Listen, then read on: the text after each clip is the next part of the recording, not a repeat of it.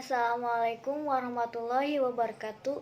Izin memperkenalkan diri, nama saya Inayatul Abida, absen 26, NIM 1807265. Di sini saya akan menjelaskan tentang kedaruratan medis 1, yaitu gigi lepas, mimisan, sama asma. Yang pertama itu gigi lepas atau gigi copot. Gigi lepas atau gigi copot bisa terjadi pada gigi susu maupun gigi dewasa. Setiap anak akan mengalami fase di mana gigi akan lepas sesuai dengan urutannya. Gigi tersebut nanti akan digantikan oleh gigi permanen. Proses lepasan ini adalah contoh lepasan fisiologis atau alamiah. Gigi copot bisa dialami oleh siapapun, baik orang dewasa maupun anak-anak. Gigi yang copot dapat menyebabkan Anda sulit makan. Bila gigi bagian depan yang copot, Anda juga mungkin akan terjadi tidak percaya diri saat berbicara atau tersenyum. Oleh karena itu, penting sekali untuk menjaga kesehatan gigi Anda untuk mencegah gigi copot. Setiap orang dewasa memiliki 32 gigi permanen. Semakin bertambah usia, resiko gigi mengalami berbagai masalah, mulai dari infeksi, gigi berlubang, hingga gigi copot. Akan semakin tinggi penyakit pada gusi atau periodontal, merupakan salah satu penyebaban utama terjadinya gigi copot.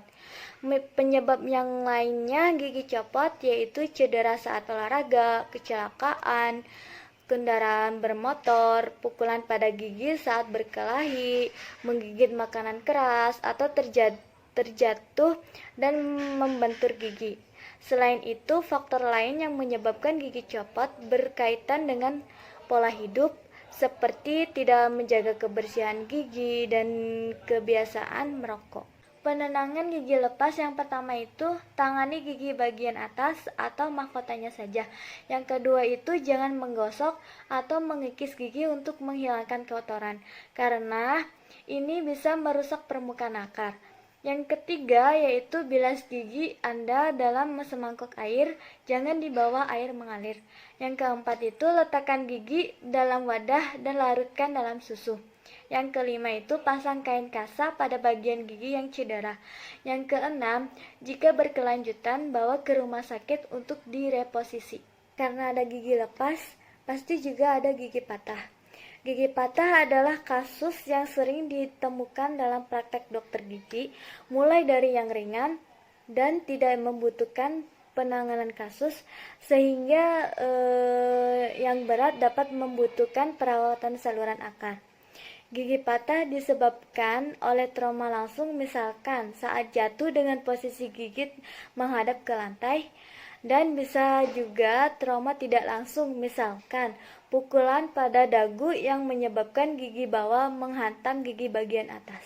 Penanganan gigi lepas yaitu yang pertama jangan panik, yang kedua itu patahan gigi jangan digosok atau dilelap dengan tisu.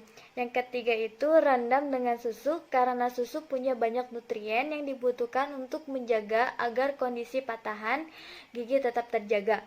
Yang keempat itu jika tidak ada susu, simpan di mulut, tempatnya di bawah lidah. Yang kelima itu jika berkelanjut bawa ke rumah sakit. Yang kedua yaitu mimisan atau epistekis. Mimisan atau epitekis adalah pendarahan yang keluar dari lubang hidung karena lepasnya mukosa yang mengandung pembuluh darah kecil. Penyebabnya itu bisa terjadi dari kelelahan, alergi, benturan, atau suhu ekstrim, terlalu panas atau terlalu dingin. Pertolongan mimisan yang pertama itu tenangkan korban, yang kedua itu dudukkan agar hidung lebih tinggi dari jantung, yang ketiga itu bungkukkan badannya ke depan, keempat itu beri instruksi agar bernafas dari mulut, yang kelima itu tekan pangkal hidung selama 5 atau sampai 10 menit. Yang keenam itu bersihkan darah di bagian luar hidung. Yang keempat itu setelah berhenti, bersihkan lubang hidung dengan air. Pertolongan mimisan yang pertama itu jangan diposisikan tidur terlentang dan jangan mengadakkan wajah ke atas sebab aliran dapat tertelan. Yang kedua itu menggosokkan atau menggoyangkan hidung segera setelah mimisan berhenti. Hal ini akan membuat mimisan muncul lagi. Mencegah mimisan yang pertama itu jaga kuku anak agar selalu pendek untuk mencegah cedera pada hidung.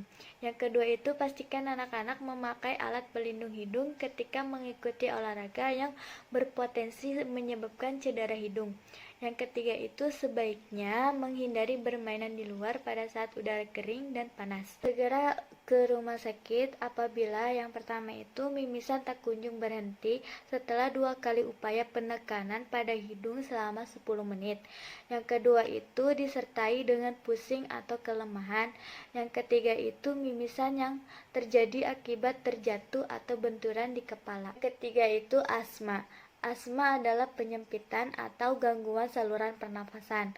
Gejala dan tandanya yang pertama itu suka menarik nafas, yang kedua itu terdengar suara nafas tambahan, yang ketiga itu otot bantu nafas terlihat menonjol di leher. Yang ketiga itu terjadinya perubahan warna kulit seperti warna merah, pucat, kebiruan, atau sianosis. Yang keempat itu kesadarannya menurun, seperti gelisah atau meracau.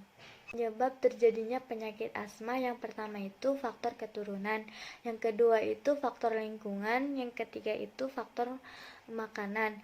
Misalkan itu kadar NCG-nya tinggi, bisa juga dari pengawet, kacang-kacangan, coklat, atau minuman soda.